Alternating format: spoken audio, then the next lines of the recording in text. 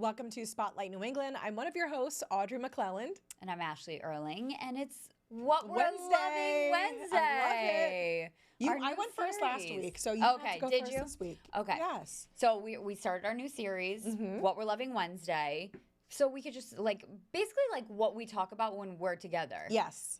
What are you watching? What are you wearing? What are you loving? Makeup, yes. Anything. Literally anything. And I do love it because I feel like, you get to know us better. Yeah. Right? Like a little bit more of an inside peek as but to I who feel we are. that is girlfriend to girlfriend, that is what we're talking about.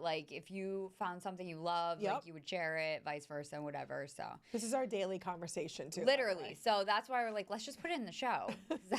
That makes sense, because then also don't talk about if there's anything I forgot to tell you, I can tell you now. Exactly. But this isn't one that will shock you, because this is something I talk about all the time. Okay.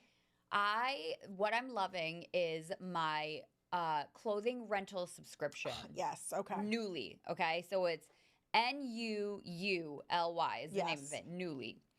I've been doing this now probably for 2 years. Has it been that long I for think you? so, because I was thinking about how I used to get my deliveries at my old loft apartment. Okay. Where I don't live anymore. Yep. So that's how I keep track of how long you've been. So, and that was almost 2 years ago, I think. Wow. So it has been a long time. I think I've been doing it for 2 years. My sweater today is a Nuuly, which I love. When I came in this morning, and you can't see my full outfit, but I have on a faux leather skirt as well, and that is also a rental. So basically, what it is you get 6 items a month. Yes. From this provider, who is typically I would say I believe they might be owned by Anthropologie. So it's a lot of Anthropologie brands. Right. So this is Farm Rio. So gorgeous. Oh, that's Farm Rio. This is I love that. Farm Rio sweater. So gorgeous sweater. Love the fringe. Love the color. Very fun. But would I have bought this? Probably not, because Farm Rio is pretty expensive. So you pick 6 items a month. They ship it to you. And you do a great job at using all of the items, don't you? I really try to. It's hit or miss, though. Probably every month there's at least one that either doesn't get worn. Okay. Or I just don't love. All right. But that's not bad. I don't think it's bad, because I will tell you that for transparency's sake, the pricing I think is pretty reasonable. It's $100 a month. Right. So for me, that's good, because I could very easily spend $100 a month buying. And that sweater easily would be over $100. Oh, this would easily be over $100. So I do use it primarily to supplement for work. Yeah. Because obviously we have to wear things every day. And I love it. Yeah. And also it's in my mind, it's free shopping. It's obviously not free because I pay for it, but it's girl math. But to me, I do like that. It's I get to go shopping every month and pick out 6 new things and then send them back. And I will wrap this up now. You can purchase these too. Which I think is a great perk. Which I have bought a couple of things, I think a pair of denim, potentially a sweater at one point, and a dress. So if you really love what you rented, then you can just purchase it and it's discounted. I love that. Sometimes it comes new with tags on it. You got me to sign up. Yeah. So I don't utilize it as much as you do. I have to get better at that. To me, it's actually very easy to do. It really fills a hole, a void. In your closet. Yeah. I love that. Yeah.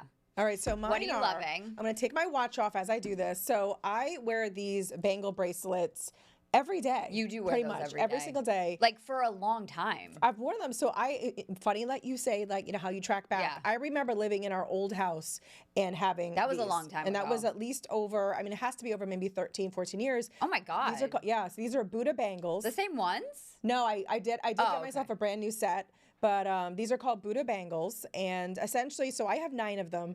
And as you put them on in the morning, and it's funny because I had even forgotten, when I told you yesterday what I was going to do, I forgot that Jenny was coming on today. Yes. So talk about the universe sometimes working in mysterious ways.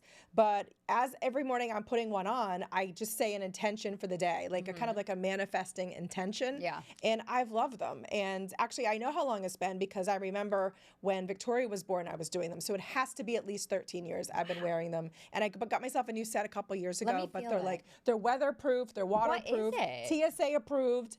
It's like a I don't want to say like a bamboo, but it's like there is I forget what you call it, but it's like a really good quality. Yeah. And the great thing I love too is they don't make any sound. Yes, so I can wear them and they don't like. So I can wear them on TV. Yeah, and it's not a bangle bangle for TV because if you're talking and talking with your hands, and you're not making a. And I love Wonder Woman too. So see, like in a way, no, I love like Wonder Woman. Those are great. Did somebody introduce you to those? You know what? I remember like a long time ago. You know, when I was doing reviews on my blog. Yeah. They had sent them to me, and I fell in love with them. Yeah. And I just have worn them. And you're supposed to set an intention when you're supposed to. That's the whole. That's like the whole point of it. Yes. That's the Buddha. And it does, and it sets my morning every morning. My husband's always like, I can hear you whispering in the corner. Do you say it out loud? I say it out loud. I do. I whisper it. I'm not like this loud. I'm thinking about like so he does the intentions with me. Right.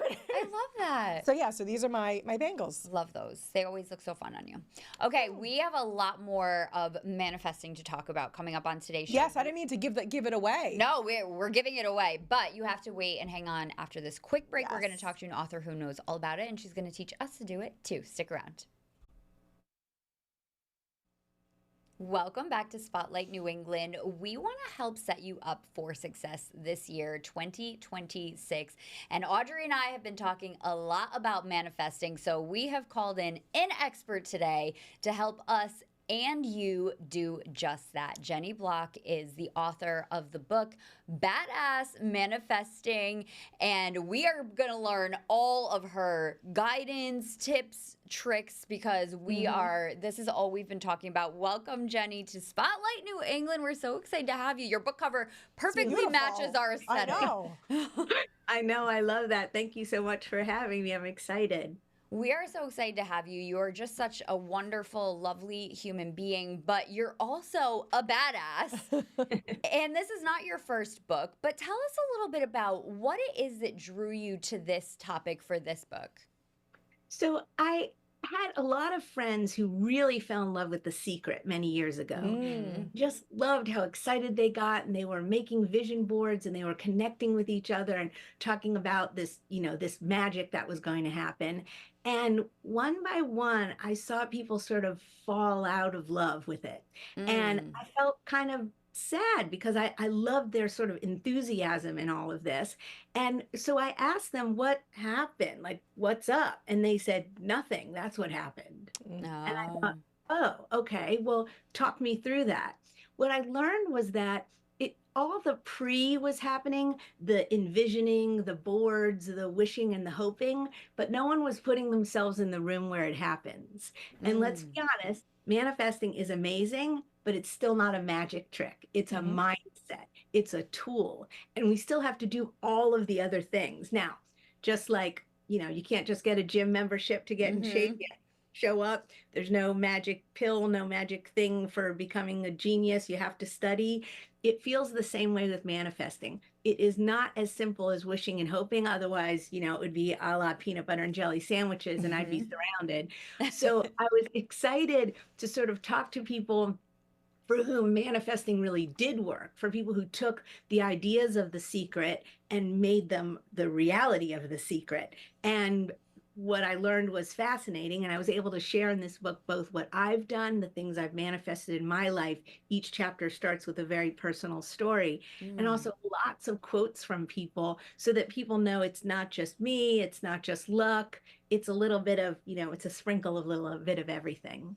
Yeah, which is great because, you're an author, you're a writer, you're really kind of a journalist here because you're not just kind of talking about something that you feel like talking about. You've done research to help tell this story, which I think is really helpful if you're trying to do something like this because, like you said, it's all well and good to maybe read a book or think, I'm going to be positive, but that's kind of passive.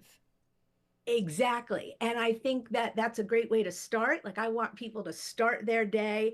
I grabbed my Buddha bangles too because oh my God. It's funny because the founder of that company, Jessica Jesse, lives in Dallas. So I had the pleasure and the honor of meeting her a zillion years ago.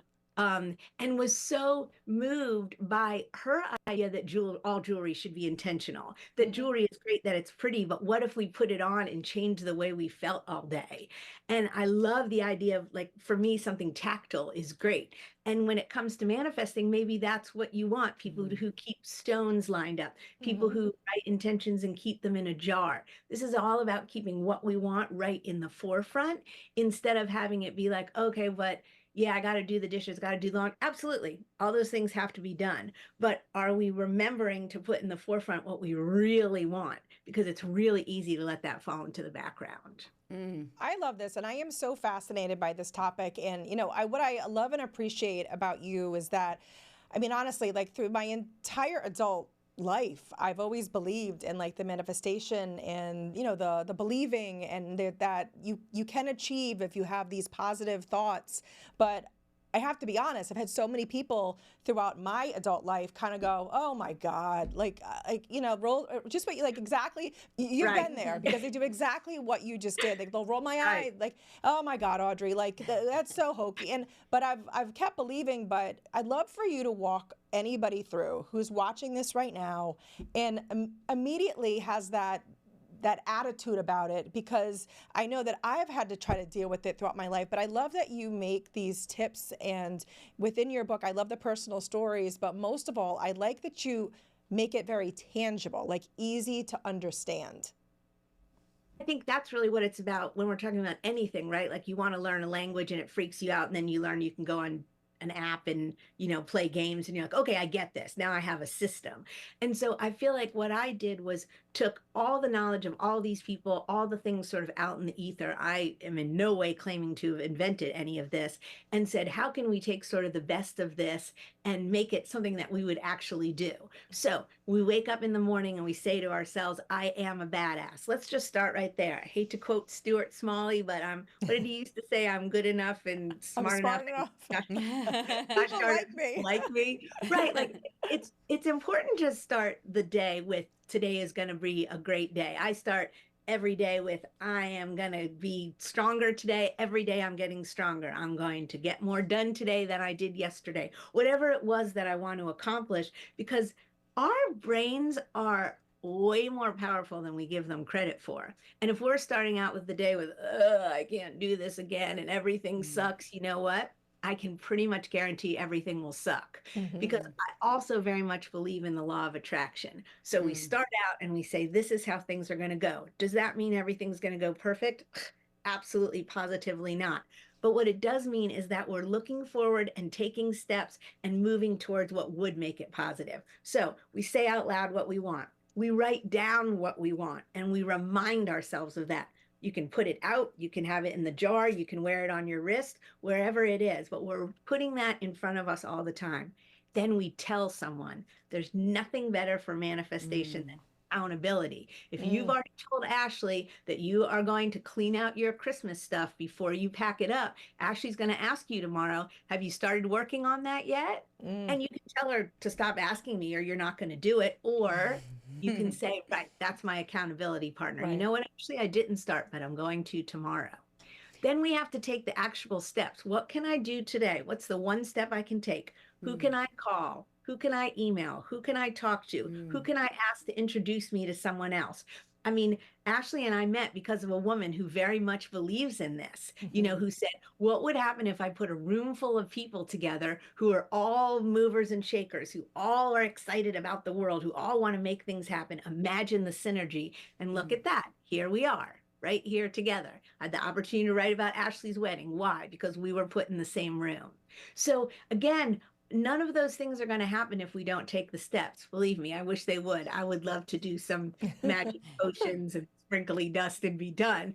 When COVID happened, my career disappeared. I was writing about travel and food and entertainment, and nobody was doing any of that. And my first thought was, poor me. My second thought was, really? Is that what we're going to do? No, that's not what we're going to do. So I kept my eyes open for opportunities. Some random person posted, does anybody know anyone at the New York Times? There's a really cool wedding coming up. And I thought, I don't know anyone at the New York Times, but I could.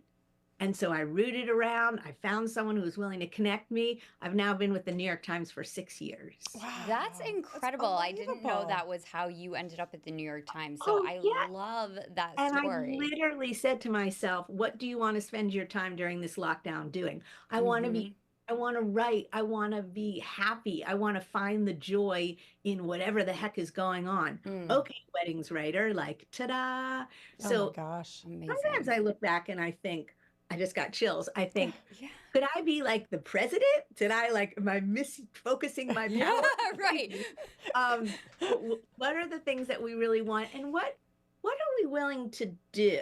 Like I said for a long time that I wanted to be a movie star, but anytime I had a tiny window, I declined it. At one point, my dad was so frustrated. He was like, well, I'll move you to New York. I'll pay for it. We don't have the money for that, but I'm going to. Let's just do this. And I went, I don't want to. And he was like, okay, well, then you don't want to. Then let's stop that. Like, put your energy in if you don't want to do the things, then you don't want the thing, which is fine. But now let's regroup and figure out what you really do. That's really interesting. Such an incredible point that I don't think we talk about enough, actually, because you either grow up thinking I want to do a certain thing, or once you become an adult, you think I want to do this thing or I should do this thing. But wow, what a powerful thing to think, you know what, I don't want to, which means I shouldn't. Right. Absolutely. And I give my dad a lot of credit for, very much of the philosophy behind the book. I remember when, I actually went to law school for 1.5 years, and I called him hysterical and was like, I can't finish this paper. I can't do this. I don't know what I'm doing. And he's like, then stop. Yeah. I was like, what do you mean stop? I can't, I'm in the 2nd year of law school. I have law school loans. He's like, so what, are you going to just keep being miserable and keep having law school loans? And then what? Where are you going with? Yeah. Like, sometimes you need that, I guess, huh? That accountability. To jump in the boat as it is to jump off the boat. It really is, actually. Wow, that's really going to stick. I love that with me. That mindset of it. You almost put up the road, like when someone gives you the opportunity and you give up a roadblock, that it's almost like you're yourself saying, this is not for you. It's Absolutely. not for you. And a good time to reassess, like, was I just scared to go to New York? Was I just, could I get over those things? My dad really challenged me. Well, I don't know anybody. Okay, well, I know people. I'll connect you. Well, I don't have money. Okay, well, I'll set you up with money. Everything. In some way to test me, obviously. Right, yeah, but it worked. He made his point there. I've been working on my manifesting. So Audrey's, she's an old hat at this. I've been working on it. I'm new to this. So this has been kind of my focus this year.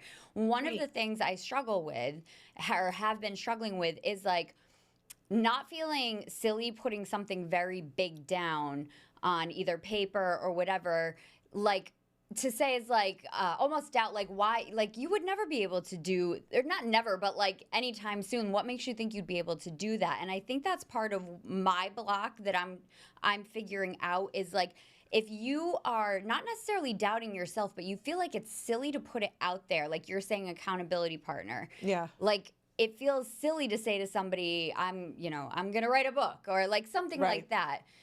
And I don't want to look back at the end of the year and be like, well, that didn't work for you at all, did it? Well, I think the first thing is practicing being confident in it. Like, who are you to have this job? What right do you have to be doing this? How many other people would rather have your job? Are you really, what are you doing here? Well, you're here because you're good at it and you made it happen. But at one point you had to trust yourself that you could even audition, that you could even ask for this job. So do you want to be on The View? Great. Let's do that. Let's start saying today that that's the thing you want. If it doesn't happen at the end of the year, maybe it's because they didn't need somebody new. Maybe it's because it wasn't meant for you. Maybe because that was opening something else for you. You don't look dumb. You look like you're trying to find your way in the world and make the most out of whatever opportunities they are. Now, did you contact anyone at The View? Did you check on LinkedIn to see if you're 1 degree of separation? Did you tell your friends about it, that this is what you're interested in doing? Did you do any of the things? Because if you didn't do those, I can pretty much guarantee it's not going to happen. But there's nothing silly about saying what you want. And in fact, you can practice just saying it to yourself. You can just say it to your bestie every day. Today's going to be the day I get 1 step closer to The View. So it doesn't happen. So a year from now, you say, isn't it funny that I thought that's what was meant for me? And look where I am now. I think the sillier thing is to not trust yourself and then get the thing. I mean, I want to have the best stories at the nursing home, you know? I want to say that I took the helicopter from Milan to Monza to see the Formula One race because I asked, because I did. I want to say I jumped off a 22-story hotel because I did. I mean, sometimes I just feel like I'm collecting those things that I manifested. Yeah. All I know is, and I am not a sports girl. This is my dad's metaphor. You are definitely not going to hit if you don't go up to bat. So what true. A great way to put it. And we've really only started to scratch the surface with you and all that you encompass. You just alluded to the amazing life that you live. And I'm sure, like you said, because you manifested it, you also have another book, Be the Unicorn. Where can people keep up with you and everything that you're doing? Because you really are an inspiration, Jenny, I have to tell you. Thank you. Well, I'm very available on Instagram and TikTok at the Jenny Block. My website is bethatunicorn.com. If you Google Jenny Block, thank goodness, J-Lo has decided she doesn't want to be Jenny from the Block anymore. So if you Google Jenny Block, I think I'm finally on the first page of Google. You are. You definitely are. You definitely are. Although the person who owns jennyblock.com, if somehow you happen to be watching, I would love for you to find me. Please give it to Jenny. You're the actual Jenny from the Block. Right. We're manifesting it. That is my birth name. I was Jenny from the Block before Jenny from the Block was Jenny from the Block. So, it's so rude that she stole that. Someone literally has been paying $14.95 a year for I don't know how long. So just waiting. Yeah, I love exactly. it. And of course, the books are on Amazon and Barnes and Noble and wherever books are sold. And if you have a little local bookstore you love, they can order it for you. Oh, I love that. What a great conversation. So much, Jenny. We loved having you. Appreciate you taking the time. I know you're in Texas, but bundle up because we heard the snow is coming your way. We don't know what to do with ourselves. I know. You're like shorts. You'll be a New England girl before you know it. That's where I'm from. I was born in Boston, so I just you know what you're doing. I love it. Well, thank you so much for joining us today. And like Jenny said, her book is available now. Stay with us. We have more coming up on Spotlight New England. Welcome back to Spotlight New England. So as we've been talking about, because you can't not talk about it. You can't. How cold it is. It's freezing. All right, but there is still a lot of fun to do during the winter time, especially around here. Again, in New England, we're made for this. We make the best of it. So I wanted to mention a couple of things that you can do during the winter, and this is a new one. So Track 15, our friends at Track 15, they just launched igloos there. They have a couple of them, and you can reserve them. They do have heating in them. Beautiful. I don't know how insulated they are, so I would still bundle up a little bit, but they do have heat in them. And again, Track 15, I think, is just such a gem here in the city, and it's new, and they're doing a lot of fun things. And I also read, and I believe it's opening this week, that they're going to be doing curling there. And that you can reserve that is so cool. curling lane as well. So Track 15 is a great idea. I just love it there so much. Obviously I talk about it a lot, but I do think the being able to go around to all the different restaurants with all the different cuisine, and then they do all these fun add-ons now. It's great. Such a great thing to do. Another one I wanted to mention for those of us who do like to, be in a tropical bubble. Botanical gardens. Yeah. If you want to go somewhere that makes you feel like you're transported out of the winter, even just for an hour. I was going to say, just for a little bit. To the Botanical Gardens in Providence. It is warm. It is beautiful.